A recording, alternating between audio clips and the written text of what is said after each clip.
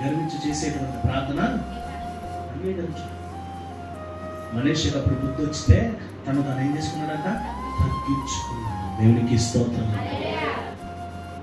చిన్న కుమారుడు కూడా, తప్పపోయిన కుమారుడు కూడా ఎగిరేశాడు. ఏం చేశాడు చెప్పండి? ఎగిరేశాడు. మా నానిచ్చిన ఆస్తి అవును కదా, నాకేముంది? మా నానిచ్చినటువంటి ఆస్తి, నా భాగం నాకు ఇప్పుడు ఇది, ఎత్తావా సత్తావా ఇచ్చేసాడు తండ్రి. పట్టుకుని ఇప్పుడు దుర్వ్యాపారం చేశాడట. అయితే బుద్ధి వచ్చినప్పుడు ఎప్పుడు వచ్చింది? పందులు కొట్టు తింటూ ఉండగా పందులు చూసేస్తే బుద్ధి వచ్చింది. దేవునికి స్తోత్రం. ఆ స్థితి దేవుడు తెచ్చుకోకూడదని బతిమాలుకుంటూ ఉన్నాడు. నువ్వు తగ్గించుకుని జీవించు.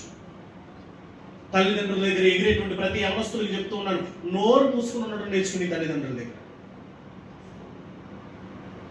నోరు ఎత్తేవా, నీ తల్లి కొట్టలేదో నీ తండ్రి కొట్టలేదో తెలియదు కానీ రేపు నీ జీవితం మీద దేవుడు గట్టి కొడతాడు, లేవలేనంత దెబ్బ కొడతాడు తల్లిదండ్రులు గౌరవించకపోతే. నేను